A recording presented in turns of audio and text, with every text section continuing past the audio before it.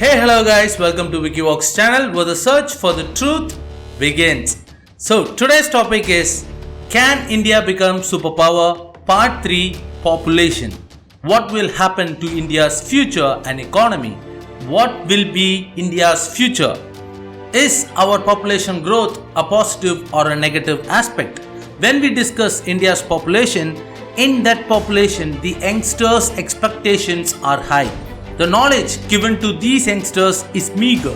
The knowledge given by schools and colleges is minimal. Circumstances of the lab and learning of various softwares are meagre in the standards, but the level of expectations is more. Our students are going to foreign countries for more knowledge. How can we use our knowledge to develop and improve our educational system? Development of educational system according to our country is decreasing. Everyone has learned this truth through this education system. Is population growth preventing the growth of India? There is a period in 2050, China versus India or China versus America. If you search for it, a big surprise is awaiting you. Many countries will have greater population of aged people, and in India there will be large number of youngsters according to the statistics. When we go through these statistics, there are many possibilities that India can do anything and will be leading from 2025 to 2040. So many youngsters are there in India. India has the strength of youngsters. APJ Abdul Kalam has also said these words. So before discussing the population, we will discuss our educational system. When we discuss the educational system, there was a new educational policy called the National Education Policy NAP. There are so many advantages and disadvantages. So after 34 years, our educational system is going to be changed. This is a huge failure for India. Every 10 years, educational system, the syllabus must be improved and updated.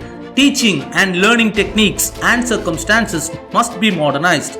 Now teaching is upgraded by using touch phones. The world is moving towards an advanced stage. Since our syllabus and infrastructure are still under construction, this is obstructing our future. The education system must be frequently upgraded. This is the first issue India has to resolve. Why are Indian people needed abroad? First one is English language, then education, hard work and cheap labor. These are 4 aspects. Most importantly, it is hard work and cheap labor. If we take these 2 aspects from the Indian people working abroad, then they will be sent back to their homeland. Due to coronavirus, many people abroad have lost their jobs. They are hard working people. If they are not needed abroad, they will be sent back. You might have a question now. If they use the hard work in our country, then India's growth will increase. Are people in India not working hard? Answer for this question, please watch until the end of the video. We need your comments about this. Many people work hard, but only a few of us do smart work. In this criteria, we need to know the contribution of the youngsters. India's population is 130 crore people. Out of this 130 crore people, 50% are below 25 years old. So half of the Indian population are youngsters below age 25. If our youngsters believe in India becoming a superpower, we will definitely become a superpower. Keep that in your mind. So if we discuss this calculation, hard work, smart work, infrastructure, the maneuvers which is done in politics by politicians, we can easily understand this. 50% of youngsters are below the age of 25 and between 35 to 40. Out of this calculation, there will be educated and uneducated people. So each youngster is an asset for India. Each and everyone is a significant asset to that country. So the contribution of youngsters will decide the country's future. It is the responsibility of a state or the party to make a proper infrastructure and provide job opportunities. Out of this 50%, among 100 educated people, 35 don't have a job. This is the truth. 35% of knowledgeable people do not have any jobs. Out of 100 uneducated people, only 7% of uneducated people don't have jobs. it is clearly understood that educated people don't have jobs. Next, we will discuss the higher education. We are betrayed in the name of higher education like engineering. 65% of engineering students don't have jobs. Out of 100 students, 65 students don't have jobs. Expectations are high, but knowledge for the students is at a minimum. We all expect our children to become engineers. So some of us join our children in grade deficient engineering colleges. The standard of these students studying in these colleges are low. The government should consider this. Deficient engineering colleges should be closed and punished. The proprietor of the college and college director who earned a considerable profit from this college must be punished, and the license should be cancelled all over India. The government should take these effective measures so that the standard of the education will be safeguarded and the India can produce more talented and more educated engineers. You may have a doubt, is half of the Indian population unemployed? No. Out of 3 people, 2 people don't have a job. Our population of 130 crores. Within it, we must see the workforce. According to the World Bank, India's workforce is only 49 crore people. These people are efficient to work. If we consider 10% of people are unemployed, 9 crore will be changed. Balance 40 crore people are going to work for India to become a superpower. 40 crore people. So you may have a question now. Only 40 crore people are ready to work? Statistics reveal that they are not ready to work. The youngsters' expectations level is high. Youngsters are searching for suitable jobs which they like. There are so many jobs, but there is no person to do a particular job. Clearly understand this issue. Let us give you an example. A student completes his degree of BCom and goes out and studies an animation course. That particular student will only look for animation related jobs. He will be a commerce student who can work in another company which is related to commerce or auditing. But that person will be only looking for the animation job. So it's a best example of what is happening in India. There is a new kind of generation which says that they have some passions and they will only follow those dreams to obtain their goal. But on some occasions, we have to let go of our passions and try a different way to reach the same passion. Due to this, there are skilled people in India, but many corporations in India are struggling without skilled people. The skilled people are looking for jobs which they like, and the corporations and companies are suffering a lot. We have to analyze and make our students more efficient so that India will step forward. Only 40 crore people are working, while 90 crore people are not working. This issue has a significant impact on India. Nearly 90 crore people don't have jobs, or they are not given proper opportunities. We said that every citizen is an asset to the country. So at least if 20 crore people are given jobs out of the 90 crore people, the profit through this workforce will be massive for India.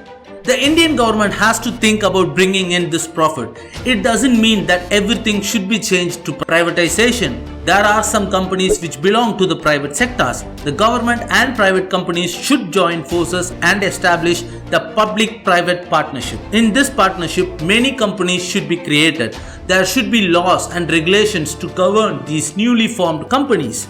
There should be strict governors to overlook that the companies are strictly following the rules and regulations. If we do this properly, our resources and the workforce and the work of our youngsters will not go anywhere but stay in India. For example, if a family has 5 members, is it enough for one member to earn and run the family? That is an absolute no. If one family member works, the family can eat. If 2 members go to work, they can save money. If 3 members work, we can save for the next generation. What is the main reason for creating jobs for the unemployed? Nearly 65% of the unemployed age group is from 20 to 24 years old. This 65% is the primary resource of our growth as a country. The plans created by the Indian government should give a solution for these 65% unemployed. We know that 49 crore people are working. In that number, more than 20 crores are farmers, people who produce milk, eggs, grain, corn. These farmers are 42% to 45% of our workforce. Each and every time the government and the citizens say that farming is the backbone of our country, but compare it with other countries. America has 1.2% of farmers. China's agriculture workforce is 27%. But India has nearly 42%. In that 42%, 20% of workforce is farming and agriculture. The government should take actions to improve the benefits of the farmers. The Indian government should protect our farmers. The Indian government has to come up with a solution to find maximum profits from agriculture. Suppose the government reduces agriculture and concentrates on industries, India's environment will be polluted. Many people will only suffer if the government increases the industries. India cannot gain any profit from this act.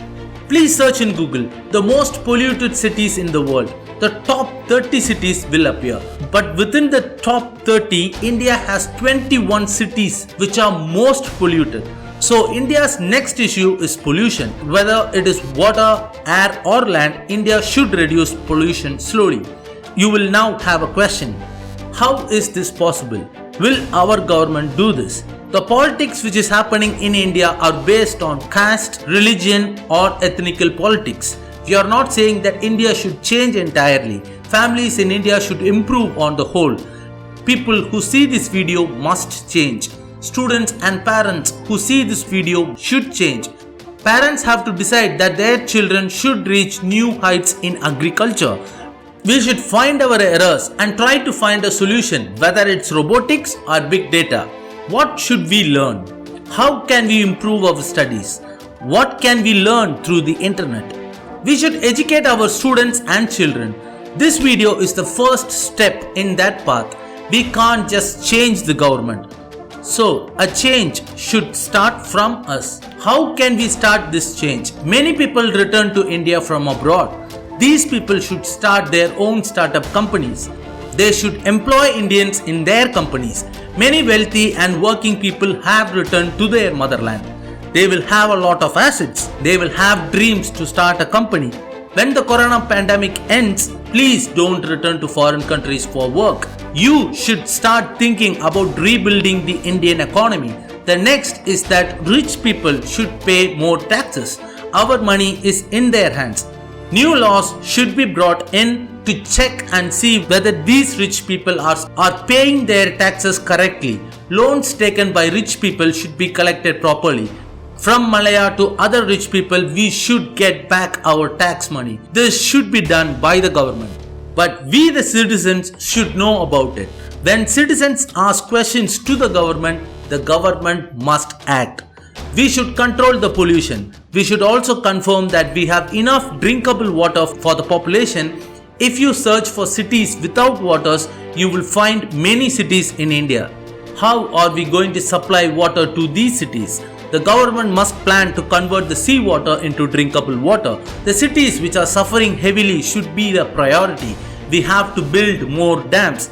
Within 5 years, we must build dams which are absolutely needed to preserve our water resources. If the government doesn't plan this properly and concentrates only on bringing in industries, the natural resources of India will be pillaged.